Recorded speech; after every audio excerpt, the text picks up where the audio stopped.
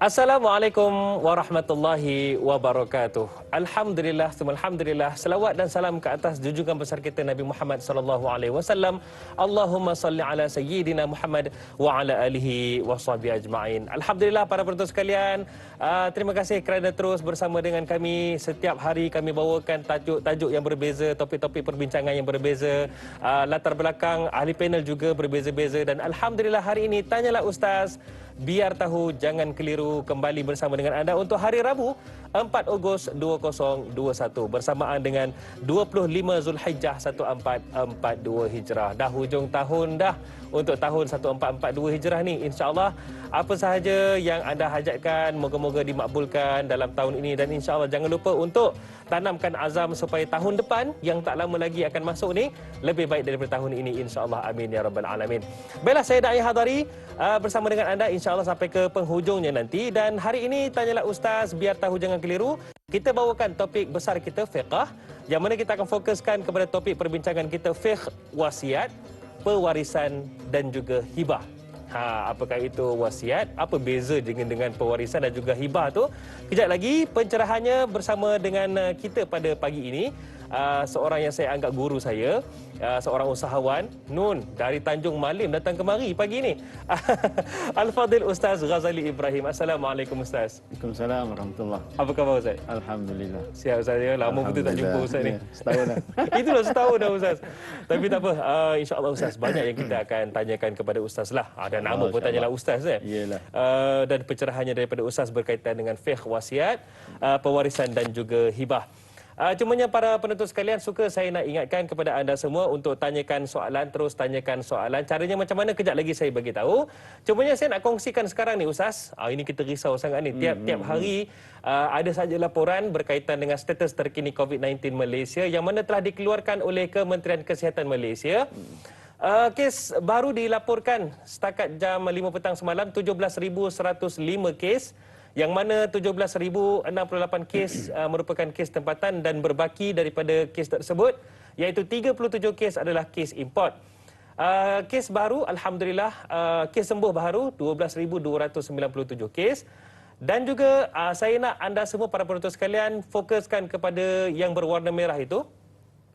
Kes kematian baru sebanyak 195 kes. Innalillahi wa inna ilaihi raji'un. Dan kepada anda semua, terus patuh kepada SOP walau di mana sahaja anda berada. Terus kita jaga keselamatan diri kita, insya-Allah. Semoga-moga sama-sama kita berusaha untuk putuskan rantaian COVID-19. Amin ya rabbal alamin. Baiklah, dengan lafaz bismillahirrahmanirrahim, Ustaz, tapi sebelum tu Ustaz, kepada anda semua nak tanya soalan macam mana ni Da'i Hadari, senang sahaja. Boleh hubungi kami di talian 1800881677 ataupun boleh terus ke Facebook rasmi kami iaitu di Tanyalah Ustaz TV3. Boleh tinggalkan soalan anda di ruangan komen, insya-Allah. Baiklah Ustaz, dengan lafaz bismillahirrahmanirrahim, hari ini kita bicarakan, kita sembang-sembang tentang fiqh wasiat, pewarisan dan juga hibah. Apakah itu wasiat, pewarisan dan hibah tu Ustaz? Alhamdulillah, wassalatu wassalamu ala Rasulillah. Terima kasih banyak kepada Da'i Hadari, kepada tuan-tuan puan-puan yang Allah rezekikan pada pagi ini. Alhamdulillah. Untuk berada dalam taman-taman syurga, majlis ilmu, walaupun jelah pada dasarnya majlis ilmu yang betul-betul pure, yang betul-betul ni memang kena duduk berdepan dengan guru kan, belaga lutut, itu lagi hebat tu kan.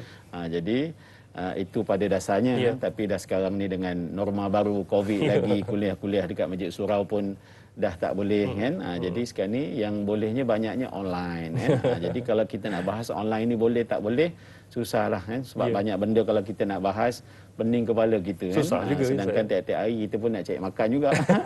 Jadi sekarang ni peningnya cari makan, tiba-tiba kita duduk bahas kan. Sebab zaman sekarang ni zaman masya-Allah, kadang netizen pun macam-macam cerita dia kan. Jadi yang penting sekarang ni selagi mana perkara tadi bermanfaat kan, khairun nas anfa'uhum linnas, baik manusia ialah mereka yang banyak beri manfaat kepada orang lain. Jadi dengan teknologi online yang ada ni kan, walaupun kita mungkin taklah seperti asalnya majlis ilmu tadi tu kan, taman-taman syurga yang duduk dalam satu majlis. So ibarat sekarang ni inilah taman-taman syurga dalam bentuk alam maya lah kan. Yang penting kita niatkan menuntut ilmu, sebab dalam hidup kita ni ada 3 perkara. Nabi sebut ada 3 perkara yang memang kita nak kena penuhi sungguh-sungguh. Pertamanya menuntut ilmu, kan? Keduanya beramal. Bila kita dah belajar, dah ada ilmu, kita nak amalkan. Dan yang ketiga, kan, mencari nafkah, bekerja untuk keluarga. Jadi tiga perkara ni nak kena seimbang lah. Kadang ada orang kita ni dia lebihkan cari nafkah untuk keluarga. Dia buang yang Dia ilmu. sibuk yang tu, mengaji tak, beramal pun tak. Allah. Ada orang sibuk mengaji, tapi masih bila nak amal? Amalnya tak. Kan? Sampai kadang sibuk mengaji, sibuk tak lupa nak beramal, keluarga pula terbiar. Ada orang tu sibuk beramal, ilmu tak ada. Betul. Kan? Tapi nak beramal, ilmu tak ada. Kan? Lepas tu bila beramal tanpa ilmu ni memang amalan tadi tertolak lah. Ya. Bahkan banyak lagi kan yang namanya tanggungjawab akan terabai sebab dia tak ada ilmu. Itu yang anak bini tidak terurus dan sebagainya. Jadi tiga perkara ni kita kena uruskan dengan sebaik-baiknya dalam masa yang sama. Macam tadilah, ilmu ni tiga kita tak boleh nak tinggalkan. Betul. Apa pun caranya, bentuknya, sebab itu kunci dia. Kan? Lebih-lebih lagi bila sebut tentang Islam ni adalah satu amalan yang kita nak kena faham. Kan? Jadi nak faham, nak buat apa, nak buat macam mana, memang kena ilmu. Nabi pun ada sebut, mayuridillahu bi khairan yufaqihu fiddin, barang siapa yang Allah kendaki baginya kebaikan, dia akan diberi faham. Jadi faham tu antaranya dengan ilmu. Kan? Jadi alhamdulillah pada pagi ini Allah beri kesempatan, peluang kepada kita bersua, kan? Yalah, bila kita fikir-fikir balik, kita tengok tadi cerita tentang COVID ya, masuk 2 tahun ni, hampir 2 tahun ni, campur tolak, hampir 10,000 juga yang telah meninggal dunia sebab COVID. Yang sakit tu satu bab, kan? Jadi bila kita fikir-fikir balik, alhamdulillah, kan? Kita ni masih hidup. Yang dah meninggal tu maknanya dah sampai ajal dia, kan? Dah sampai ajal dia, ketentuan dia dah sampai. Dan sakit apa tu asbab saja, sebab sebenarnya Allah boleh jadikan semua benda ni tanpa sebab. Allah Allah boleh jadikan hadari tanpa sebab, Allah boleh jadikan saya tanpa sebab, kan? Tapi manusia ni perlukan sebab. Tu dia, kan? Sebab kita perlukan sebab. Adanya kita sebab ada mak ayah, contohnya. Meninggal sebab jantung, contoh. Meninggal sebab COVID, ada sebab, kan? Jadi kita alhamdulillah syukur masih hidup, kan? Boleh tengok lagi, kan? Tanyalah ustaz. Jadi sambil-sambil duduk tu di rumah dan sebagainya, ada yang mungkin bekerja dekat rumah apa semua, sambil-sambil tu pasanglah tanyalah ustaz ke dekat Facebook ke apa ke. Mudah-mudahan dengan apa yang kita bincangkan pada pagi ini, sedikit sebanyaklah, kan? Mungkin pada ahli keluarga yang baru kematian ibu ayah, kan? Sebab COVID ke, sebab apa ke, mesti akan ada tentang saudara mara, jiran tetangga ke. Jadi paling tidak pada pagi ini kita duduk ni, kita pasang-pasang telinga, kan? Jadi kot-kot adalah sedikit ilmu, informasi, kan? Mungkin esok lusa macam mana nak uruskan kedul SP-nya, tabung hajinya, takafulnya. Lepas tu macam mana uruskan rumah, nak pergi pejabat tanah ke, pejabat pusaka ke mahkamah dan sebagainya. Yang meninggal tadi tu ada tak berwasiat? Kan? Dan wasiatnya pula macam mana? Sebab hari ini bila sebut wasiat, seakan-akan macam wasiat tu segala-galanya, kan? Oh, aku dah buat wasiat dah untuk anak lelaki sekian, untuk anak perempuan sekian. Adakah begitu ceritanya? Kan? Sedangkan Nabi ada sebut la wasiyatan liwarisin, kan? Cerita tentang pewarisan harta pusaka orang Islam ni, sepatutnya orang Islam tidak ada bahagi harta ikut wasiat. Kan? Sebab dah ada bahagian faraid, laki 2 bahagian, perempuan 1 bahagian, suami isteri berapa, kan? Ibu ayah berapa, pada dasarnya begitu, kan? Jadi bila sebut apa itu wasiat, kan? Wasiat ni merupakan satu ikrar ataupun satu penyataan, kan? Contoh saya masih hidup, saya sebut kat isteri, sebut kat anak-anak, ataupun saya tulislah, kan? Saya dengan ini berwasiat, kan? Apa dia, 1/3 daripada harta saya hendaklah disedekahkan, kan? Ataupun 10,000, kan? Ataupun katalah saya ni banyak harta. Tu dia macam Ismail Ghulam Diraja, tu dia, kan? Kan? Banyak harta dalam negara, luar negara, kan? Jadi macam cerita Piramli tu cerita tu, kan? Jadi saya berwasiat. Jadi nombor 1 kita kena faham apa itu wasiat. Wasiat ni adalah penyataan daripada orang hidup, dan apa yang diwasiatkan itu hendaklah dilaksanakan lepas dia mati. So maknanya dia boleh berubah, selagi dia hidup dia boleh berubah lah, kan? Dia punya wasiat tu hari ni mungkin dia cakap 1/3 disedekahkan, tiba-tiba dia kata bukan 1/3 lah, 10% je, kan? Jadi tapi macam tadilah, kan? Dia kena berwasiat tu ikut syarat dia. Jangan main sebut, jangan suka-suka je. Sebab bila suka-suka, itu yang jadi macam-macam tu. Oh, ayah dah wasiatkan ni pada ni, asyik ayah dah wasiat ni pada ni. Itu macam mana? Jadi jangan kita cetuskan satu perkara yang confuse, keliru, kan. Sedangkan ilmu yang sepatutnya tu dah ada. Itu yang antara kan kata orang manfaat daripada tanyalah ustaz ni, kan. Rujukan pun dah ada sebenarnya. Rujukan banyak kan. Kalau kita nak buka kitab besar-besar banyak, betul, kan. betul. Cuma sempat ke kita nak buka kitab, lepas tu mengerti tak kita, kan. Alhamdulillah sekarang ni adalah kitab-kitab telah diterjemahkan dalam bahasa Melayu, okeylah. Kalau kitab-kitab yang ada baris bawah, baris atas tu semua macam mana? Macam mana nak baca? Jadi P.Ramlee lah cerita dia. Tu cerita tu. Jadi syarat dia ada syarat, kan. Orang yang berwasiat, kan. Siapa yang berwasiat? Katalah saya yang berwasiat. Kedua, orang yang akan melaksanakan wasiat, kan. Musi, kan. Wasi. Lepas tu orang yang akan menerima barang wasiat tadi, musi alaih contoh kan. Lepas tu kena ada macam apa ijab dan qabul, kan. Sebab saya berwasiat 1/3 daripada harta saya hendaklah diberikan kepada masjid, kepada asrama anak yatim, kepada yang bukan anak saya, anak angkat ke, anak tiri ke, dan kepada saudara mara, kepada pak cik yang jaga saya contoh, kan.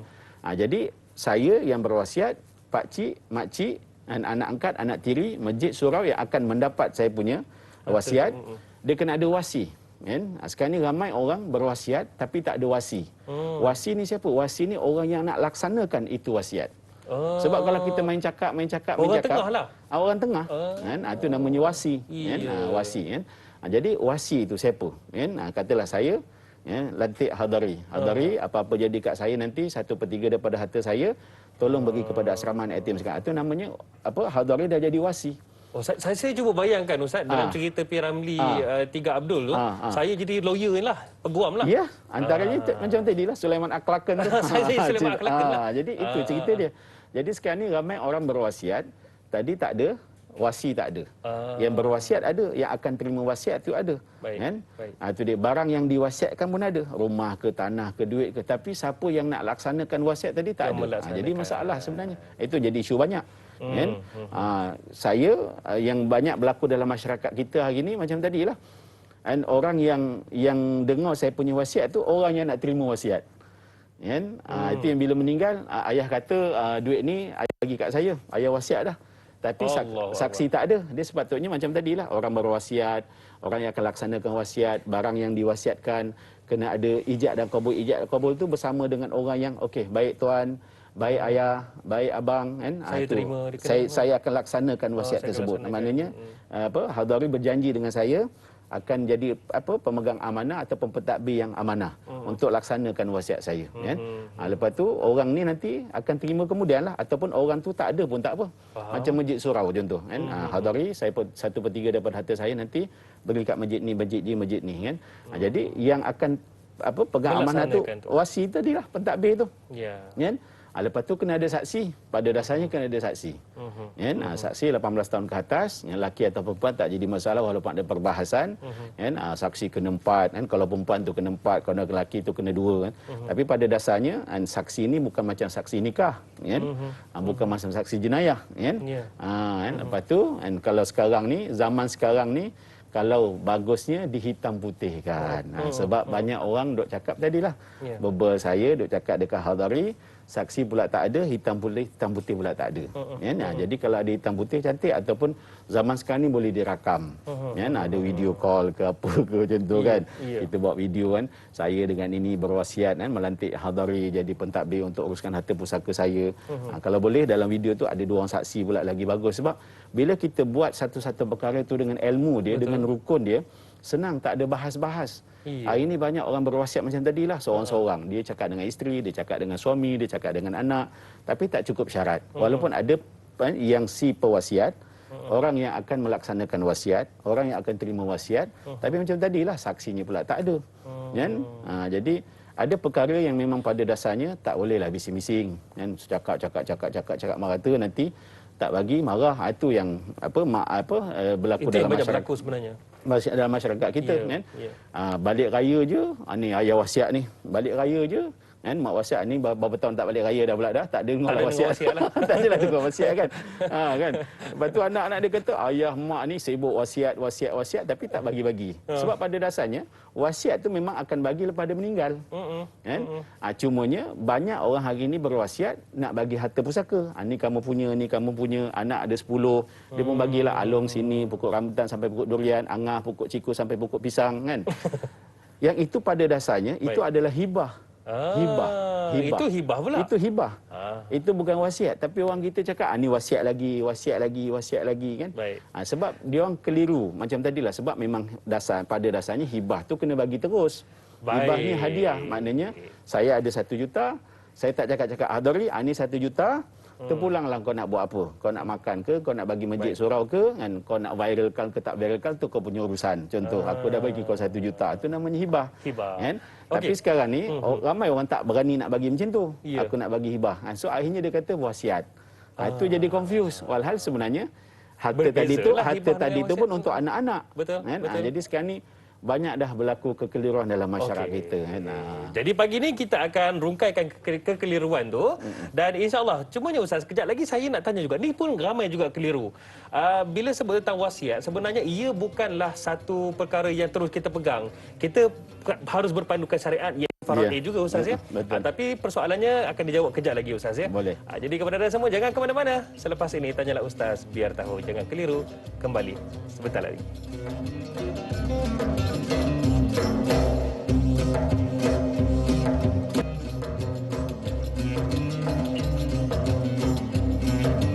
Alhamdulillah, terima kasihlah kepada mengkema-mengkema semua, masih lagi bersama dengan teman dalam Tanyalah Ustaz, biar tahu jangan keliru. Ceria benar ya. Jangan lupa nyerongin tu senyum tuan-tuan dan puan. Hari ini masih lagi bersama dengan saya Da'i Hadari. Hari ini Tanyalah Ustaz, biar tahu jangan keliru. Kita bicarakan fiqh wasiat, pewarisan dan juga hibah bersama dengan Ustaz Ghazali Ibrahim. Saya minta anda semua untuk sama-sama kongsikan soalan anda untuk ditanyakan kepada Al-Fadhil Ustaz. Caranya mudah sahaja, hubungi kami di talian 1-800-8816-77 ataupun boleh terus sahaja ke Facebook rasmi kami iaitu di Tanyalah Ustaz TV3. Dan jangan lupa secara langsung yang juga kami bawakan di Facebook tersebut, anda boleh kongsikan di laman sosial anda masing-masing. InsyaAllah ini pahala berterusan untuk anda juga. Amin ya Rabbal Alamin. Baik Ustaz, hari ini kita sembang-sembang tentang 3 perkara yang sebenarnya ia bersangkut paut. Wasiat, pewarisan dan juga hibah. Cumanya sebelum kita nak ambil soalan daripada para penonton kita, tadi saya ada tinggalkan satu gambaran untuk kita bincangkan juga, iaitu sebenarnya walaupun wasiat itu dinyatakan oleh ayah 3 Abdul kepada 3 Abdul tersebut, sebenarnya mesti dirujuk juga kepada syariat kita yang sememangnya sistemnya mengatasi sistem-sistem yang lain, iaitu faraid. Bagaimana gambaran boleh dirungkaikan Ustaz? Okey, saya buat contoh mudahlah. Kan? Pada dasarnya kalau kita tengok cerita 3 Abdul tu kan, Abdul Wahab, Abdul Wahib, Abdul Wahub tu kan, anaknya laki, 3 laki. So maknanya itu waris yang kuat. Maknanya kalau ayah meninggal, harta tu confirm pergi dekat 3 anak laki tu, tak pergi mana pun. Dan kena dibahagikan 3-3 tu. Bagi 3 lah. Jadi bila sebut bagi 3 tu pada dasarnya konsepnya mesti sama rata. Sama rata. 1/3, 1/3, 1/3. So maknanya kalau harta yang ditinggalkan 1 juta, 3 juta. So Abdul Wahab dapat 1 juta, Abdul Wahid pun 1 juta, Abdul Wahab pun 1 juta. Jadi memang itu syarat dia. Walaupun pada dasarnya ayah tadi tu kalau dia tak berwasiat pun tak jadi masalah, sebab memang harta tu confirm pergi kat 3 orang tadi tu, dan bila pergi kat 3 orang tu confirm akan faraid 1/3, 1/3, 1/3 kan. Tapi oleh kerana macam tadilah kan, ayah pun tolak tepilah, bab wasiat tu tidak ada. Sepatutnya 3 Abdul ni dia kena bahagikan harta tu ikut hukum syarak. Ikut hukum syarak tu macam ikut faraid lah. Memang harta tu confirm semua pergi pada anak lelaki tadi tu. Jadi dia kena bagi sama rata. Tapi dalam cerita tadi tak berlaku, betul tak? Tidak. Kan? Segala harta-harta kan, ayah ada kan. Itulah Abdul Wahab kata ini tidak adil. Tidak adil. Dia dapat rumah yang nak roboh, betul tak kan? Cerita dia gitu kan. Jadi ini yang bercanggah. So walaupun ayah tadi tu pada dasarnya katalah dia tidak berwasiat, kan? Tapi tengok bila sampai bagikan harta pusaka tak adil. Sebab kenapa tak adil? Tak ikut hukum kan. Pada dasarnya mereka bertiga ni boleh berbincang. Boleh berbincang. Okey, kalau lagutkan semua 1/3, 1/3, 1/3. Cuma sekarang ni katalah let's say lah Abdul Wahab tu kaya sangat. Contoh kan, adik yang paling kecil tu, dia kaya sangat, bisnes pun sibuk dan sebagainya. Tak apalah, saya lepaskan bahagian saya bagi dekat abang. Bagi 2 lah kamu. Sekadar bahagi. Contoh, boleh. Ataupun okey, bahagian saya sedekahkan. Jadi abang Abdul Wahab, Abdul Wahib, daripada collection harta ayah ni 1/3 tu tadi dah ambil masing 1/3 saya ni hantar ke masjid, ke surau apa semua. Jadi boleh, benda tu boleh.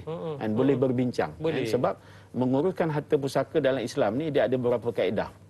Yang pertama, bagi harta ikut faraid. Kedua, kita boleh bagi sama rata bila mana kita sepakat. Dan kamu ambil ni, kamu ambil ni.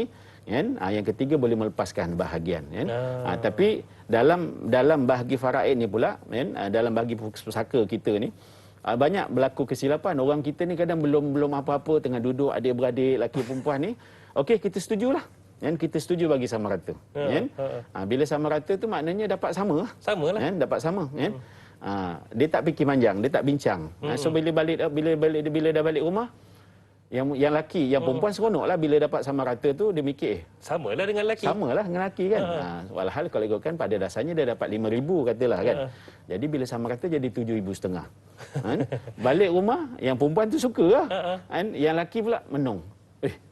Aku short 2,500. Sepatutnya aku dapat 10,000 kan. Oh tak setuju. Ini yang banyak berlaku kan. Jadi sepatutnya berbincang dulu kan. Okey, nak sama rata tu macam mana kan. Nak bagi kod faraid tu macam mana kan. Sebab ada dia punya term and condition dia kan. Nak sama rata ke macam mana ke, pada dasarnya semua ahli waris tadi tu kena cukup syarat kan. Syarat dia yang pertama baligh kan. Yang kedua semuanya berakal. Dan yang ketiga, kena tahu bahagian masing-masing. Kalau lelaki tu 2 tu 10,000. Kalau perempuan 1 tu 5,000. Jadi bila dia nak sama rata, bermakna lelaki akan kurang 2,500. Perempuan akan dapat lebih 2,500. Nak sama rata. Jadi sama rata kan. So itu pada dasar dia. Jadi dalam situasi ini, kalau kita tahu hukum ni semua, jadi kita pada dasarnya tak akan suka-suka lah. Aku wasiatkan itu, aku wasiatkan ini. Aku hibahkan itu, aku hibahkan ini. Sebab dah ada dia punya neraca timbang-timbang tu dah ada. Contoh macam kenapa perlunya kita buat hibah kan? Kenapa, apa kebaikan ataupun kata orang apa manfaat hibah. Semua baik sebenarnya, faraid ke, hibah ke, wasiat ke kan. Semuanya baik. Jangan kita menafikan pula faraid tak baik. Faraid tak bagus sebab dia lebihkan lelaki, perempuan kurang kan. Ini ketentuan daripada Allah kan. Faridatan minallah, Allah dah tentukan. Daripada Al-Quran tu. Sebab tu ada netizen yang tak faham ni. Tak adil lah Islam ni. Laki lebih kan, perempuan kurang. Walhal sebenarnya laki yang dapat lebih tu 2 bahagian ke 1/2 ke berapa ke, sebab dia ada tanggungjawab. Jadi kita ni kalau kita faham, tak apalah dia dapat duit, dia dapat lebih sebab dia ada tanggungjawab, dia ada tanggunglah nanti. Kan? Dia tanggung, dia jawablah. Betul tak kan? Sebab tu dalam bahagi-bahagi pusaka ni, macam contoh sekarang ni jelah, mungkin banyak kematian pasal Covid dan sebagainya. Tiba-tiba katalah ada anak saudara. Kan? Kita ni tak masuk pun dalam bab harta ni, tiba-tiba dah ayah dia meninggal. Ayah tu katalah adik-beradik kita. Jadi bila ayah dia meninggal, tinggalkan mak, isteri tu, isteri pada balu kepada si mati. Lepas tu anak dia semua perempuan. Pada dasarnya isteri dapat 1/8, anak perempuan kalau seorang dapat 1/2, kalau dua lebih pada 2 dapat 2/3. Akan ada asobah nanti. Asobah tu mana lebihan. Katalah 1/24 ke 5/24 ke berapa. Akan ada lebihan. Jadi sebab kalau waris tu semua perempuan, pasti akan ada lebihan. Lebihan ni dia akan pergi kepada 2. Sama ada pergi ke Baitul Mal ataupun pergi kepada waris lelaki yang terdekat lah. Jadi dah kebetulan saya lah waris lelaki tu contoh. Jadi saya katalah saya dapat 1/24 ataupun 5/24. Tak pasal-pasal lah free aku dapat kan. Bukan free. Bukan free. Memanglah dalam pembahagian faraid kau dapat. Sebab ada baki tu pergi kepada waris. Tapi sebenarnya bukan free. Kau ada tanggungjawab. Kau kena tengok anak saudara kau tu makan ke tidak kan. Kena pastikan anak saudara. Sebab nanti kalau anak saudara perempuan tu nak menikah, kau jadi walinya. Betul Kan? Sebab tu tujuan dia ada tanggungjawab. Ada tanggungjawab. Ada itu cerita. So maknanya laki yang dapat lebih sebab ada tanggungjawab lebih. Jadi kalau kita faham semua benda ni dengan ilmu dia, insya-Allah kita tak akan mengata. Sebab bila mana kita mengata ni, yang paling dahsyatnya takutnya kita mengata Allah Subhanahu Wa Taala. Allah tak adil. Kita cakap Islam tak adil, Quran tak adil. Islam siapa yang datangkan? Betul, Allah. Quran tu siapa yang datangkan? Kan? Allah kan? Ya. Jadi bila kita cakap macam ni, siapa Allah sebenarnya? Kan Ustaz kan? Allah tu alimun hakim, maha mengetahui dan maha bijaksana. Kita hidup kita semua ni, betul. Udara yang kita sedut ni, yang sekarang ni kena pakai mask ni pun, contoh kan? Contoh kan? Yang kalau nak tembuskan virus tu, kan senang je bagi Allah. Kan? Tapi tak apalah, kita ikhtiar kan. Pokok selapis ke 2 lapis ke kan. Walhal jenuh juga nak bercakap dengan Mas ni kan, Susah contoh kan. juga. Tapi Allah, Betul. tiba-tiba kita kata Allah tak adil. Ya, ya. Kan? Kita tidak perlu dipertikaikan kerana Allah lebih tahu apa yang lebih Allah layak hidupkan untuk kita. Allah hidupkan kita, walhal sebenarnya Allah boleh matikan kita juga. Betul, Ustaz. Kan? Kita boleh cakap dia tak adil. Contoh. Jadi dalam situasi macam ni, bila mana kita ni tak ada ilmu yang betul, yang tepat, maka berlakulah macam-macam kekeliruan. So akhirnya macam tadilah, kita nak berwasiat pun kita tak tengok faraid tu macam mana, kita nak hibah pun kita tak tengok faraid macam mana. Sedangkan wasiat, hibah ni kalau kita gunakan dengan sebaik-baiknya, dia akan menyempurnakan tuntutan faraid tu. Baik. Tadi Ustaz ada sebut tentang hibah, Ustaz. Mungkin sebagai penjelasan lebih mendalam tentang hibah ini, ada soalan daripada Jura Azlin Sufian. Katanya, Assalamualaikum Ustaz Da'i dan kru. Waalaikumsalam. Serta semua sahabat katanya. Semoga dalam rahmat Allah. Amin. Ya Rabbal Alamin. Beliau ada 2 soalan ni, Ustaz. Yang pertama, apakah ciri-ciri hibah? Kemudian yang kedua, bolehkah seseorang yang menerima hibah itu membayar hutang piutang yang ditinggalkan oleh pemberi hibah? Jadi silakan Ustaz. Baik. So sekarang ni hibah ni pada dasarnya, kalau kita nak terjemahkan, hibah ni hadiah. Hadiah semasa hidup. Kan? Hadiah semasa hidup. Ini bukan tunggu meninggal lah. Bukan. Wasiat ni bagi lepas mati. Contoh kan, macam tadilah, Hadari dengan saya tak ada apa-apa hubungan. So saya boleh beri Hadari dan harta saya 2 cara, sama ada dengan wasiat. Okey, 1/3 dapat harta saya nanti beri kepada Hadari bila saya dah meninggal. So nanti makna saya meninggal, pentadbir itu akan serahkanlah kan, kepada Hadari 1/3 sebagai wasiat daripada saya. Apa niat saya? Untuk beramal jariah. Jadi Hadari gunakan harta tadi pergi ceramah sana sini dan sebagainya. Saya dapat pahala dalam tu. Kan? Dalam kubur tu saya dapat pahala. Sebab kalau kita tengok dalam surah An-Nisa ayat 11 tu, hujung ayat tu Allah sebut abaukum wa abnaukum la tadruna ayyum aqrabul lakum nafa. Ibu ayah kamu, adik-beradik kamu, isteri kamu, suami kamu, anak-anak kamu tidak tahu siapakah yang akan tolong kamu bila kamu dah masuk dalam tu. Kita berada dalam alam barzah ni, siapa tolong? Siapa yang tolong? Kan? Mungkin sedekah kita habis, apalah kita, taklah kita punya pahala-pahala yang kita buat masa hidup dulu, solat habis semua dah. Tak apa tolong. So itulah sedekah jariah. Sedekah tu. Yang 1/3 daripada harta saya sebut masa hidup, tapi ambilnya kan, laksanakannya benda tu lepas saya meninggal dunia. Kan? Itu namanya wasiat. Beri harta wasiat, macam tu bentuk dia. Hibah pada dasarnya kan, sekarang ni juga saya bagi. Nanti Hadari bagi nombor akaunnya, saya transfer. Itu hibah, itu masuk hibah. Kan? Itu hibah. Jadi saya WhatsApp, Ustaz. Jadi WhatsApp. Tapi hibah ni ada 2 bentuk. Itu namanya hibah mutlak. Hibah mutlak ni saya cakap terus saya bagi. Sekarang ni juga. Kan? Maknanya kalau geran tanah ke geran rumah, jom kita pergi pejabat tanah, kita tukar nama. Ambil tukar nama Hadari contoh. Kan? Itu hibah. Tukarlah. Itu hibah yang mutlak namanya. Hibah tu terus berlaku. Kan? Tapi sekarang ni banyak orang buat hibah bersyarat. Hibah syarat ni senang cerita hibah pending lah. Hibah pending. Pending ni maknanya, Hadari aku bagi handphone ni, kan? Tapi nanti kau ambil kemudian lah. Lagi sebulan ke, lagi 2 bulan ke, tunggu aku beli handphone baru, kau ambil lah. Itu dia. Tapi kita dah ada akad dah. Kan? Hadari pun dah standby dah. Bila aku nak dapat handphone start ni contoh kan. Hanya perempuan dah. Sekarang ni kau tengok dulu. Tapi handphone ni dah kau punya dah pada dasar dia. Cuma tunggu saya beli handphone baru ke, ataupun tunggu orang nak hadiahkan handphone kat saya pula, baru ambil kan. Jadi itu hibah bersyarat. Hibah maknanya masih hidup, saya isytiharkan, saya umumkan, tapi ambilnya nanti bila saya dah meninggal. So dia antara dua perkara lah tadi. Jadi ikutlah, ikut masing-masing punya situasi lah. Sebenarnya ramai pun orang sekarang ni yang ibu ayah saya jumpa merata ni, mak ayah dia dulu pencen gomen lah apa semua kan, jutawan ke bisnesmen apa semua, ramai juga dah hibahkan harta siap-siap pada anak-anak. Anak lelaki ni rumahnya, anak perempuan ni rumahnya, dia dah bagi siap-siap dah. Dia punya satu je ATM card tu. Itu dia punya. Kan? ATM card. Kereta yang dia pakai pun dah ada nama anak. Kan? Rumah yang dia duduk tu pun dah ada nama isteri contoh. Kan? Jadi ramai. Itu namanya hibah. Dia tukar siap-siap. Sebab apa kebaikan hibah ni? Kalau dia meninggal, tak ada gaduh-gaduh pasal isu pusaka. Semua dah diberikan. Semua dah bagi. Ya, jadi isteri pun tak payah kalut nak pergi mahkamah ke, tak payah kalut nak pergi pejabat pusaka ke, anak-anak begitu juga kan. Isteri nombor 2, nombor 3, nombor 4. Sila. Alhamdulillah lah dia dah bagi siap kan.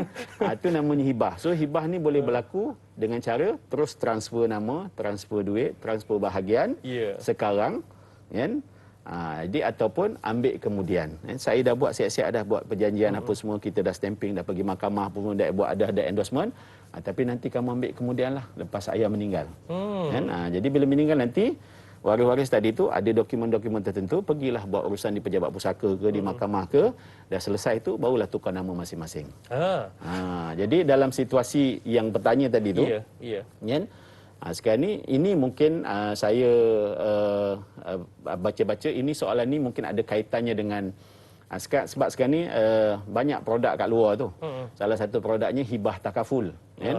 Jadi contoh jenis-jenis jelas kalau dulu sebelum ada takaful ni, sebelum ada syariah compliant kat Malaysia ni, orang sebut insurans kan.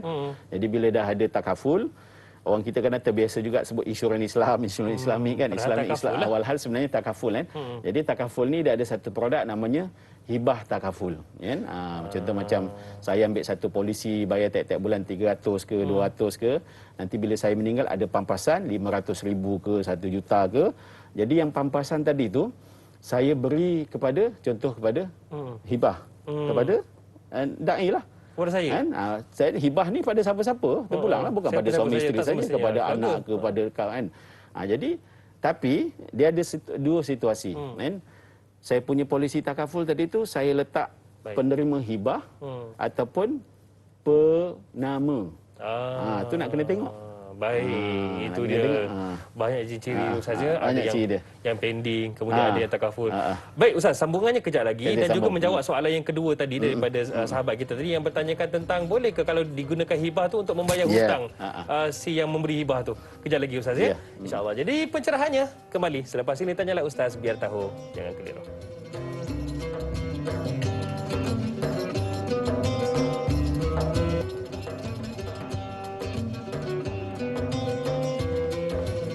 Para penonton sekalian, setiap hari kita pasti akan berdepan dengan persoalan dan juga permasalahan yang membelenggu fikiran kita. Dan sebenarnya, tanpa kita sedar, setiap persoalan dan juga permasalahan itu ada jawapan dan juga penyelesaiannya. Al-Quran dan Sunnah. Dan segalanya dirungkaikan dalam Tanyalah Ustaz, biar tahu, jangan keliru. Hari ini kita bicarakan tentang topik fiqh wasiat, pewarisan dan hibah bersama dengan Ustaz Ghazali Ibrahim. Baiklah Ustaz, kita sambung perbincangan kita berkaitan dengan hibah tadi. Tadi Ustaz ada ceritakan ciri-ciri hibah tu. Cumanya ada soalan kedua daripada jura tadi, bertanyakan macam mana kalau hibah yang diterima oleh penerima hibah itu digunakan untuk membayar hutang si pemberi hibah. Bagaimana Ustaz? So dalam situasi ini macam hibah tadi tu, siapa yang ambil takaful hibah, dia letak penama tadi tu penama ataupun penerima hibah. Kalau dia letak sebagai penerima hibah ataupun saya ada duit dalam ASB, ASB boleh dihibahkan. Kan? ASB pun boleh dihibahkan. Adalah dokumen dia kena sign. Jadi dihibahkanlah kan 100% daripada duit ASB itu kan kepada sipulan-sipulan kan. Tapi dengan syarat, ditulis syarat lah. Nanti bila saya meninggal, ASB itu ambil awak 1 juta, tapi saya ada hutang sekian. Awak tolong bayarkan hutang saya, selebihnya tu awak ambil. Baru boleh guna. Baru boleh guna. Sama juga macam polisi takaful tadi tu. Kalau dia ambil takaful hibah ataupun hibah takaful, letak nama sipulan-sipulan sama ada suami ke isteri, dia kena bagi tahu kepada suami, kepada isteri, dia kata, ini takaful, abang letak nama awak. Jadi bila abang meninggal nanti, duit ni pampasan 500,000 ni akan pergi ke akaun awak. Sebagai penerima hibah. Jadi awak ambil lah duit ni, tapi dengan satu syarat lah. Awak tolong bayarkan hutang-hutang saya. Kalau tidak, roh aku tersekat. Jadi kenapa individu tadi tu buat macam tu? Macam tadilah dia fikir mungkin harta yang sedia ada tu tak banyak. Kalau ada pun mungkin bukan dalam bentuk cash, rumah, tanah, kereta kan. Jadi cash sikit. Jadi kalau harta-harta tadi tu digunakan untuk bayar hutang dia, susah. Waris kena jual rumah dulu bayar hutang kan contoh. Lepas tu keluarkan duit dalam akaun sikit bayar hutang. Jadi tak cukup. Jadi atas dasar tu dia terfikir dia ada hutang dan sebagainya, dia pun ambil lah polisi takaful ke contoh. Khas untuk bayar hutang, tapi selebihnya dihibahkan kepada si penerima tadi tu. Jadi kena tengok situasi. Sama ada takaful tu bentuknya hibah, hibah tu maknanya ada penerima, ataupun takaful ni dulu sejak awal tahun 2000 tu dan sebelum tu tahun 99 dan sebagainya tu. Jadi takaful masih belum ada hibah lagi. Dia masih guna konsep penama. Penama tu adalah pemegang amanah. Jadi bila saya meninggal, Kan penama tu ambil duit takaful saya, dia kena bayarkan hutang-hutang saya, dan selebihnya dia kena faraid ataupun bagi sesama ahli waris. Yang itu kena bertulis, Kena Ustaz, tengok term and tak ada, kena tengok dalam Tengok agreement pada- term and condition Baik. takaful yang diambil tu. Takaful yang Adakah diambilnya. bentuknya hibah ataupun bentuknya penama. Baik. Baik. Itu antara. So kena tengoklah. Jadi bila ada kan situasi macam ini, so penerima hibah tu sebenarnya tak jadi masalah lah. Okey. Tapi dia macam tadi lah, hibah dia bersyarat. Bersyarat. Kau Itu hibah dapat, bersyarat, kau Ustaz, akan ya? dapat semua harta aku ni, kau Okey. akan dapat duit aku ni. Tapi dengan syarat lah, kau Selesaikan tolong hutang kau dulu. bayarkan hutang-hutang aku. Itu Baik. cerita tu. Jadi kepada si penerima tu dia kena laksanakan lah. Kena tunaikan lah. Okey Ustaz, seronok kita bincangkan tentang ni, dan sekarang ni kita nak raikan pemanggil di talian ketika ini. Encik Omar Abdul Majid. Assalamualaikum. Waalaikumsalam warahmatullahi wabarakatuh. Dai Hadari dan Ustaz Ghazali Ibrahim. Ya, saya Omar Abdul Majid dari Felda Cini Timur 3 Pekan Pahang. Assalamualaikum Ustaz dan Dai. Waalaikumsalam warahmatullahi. Haji, sihat Haji?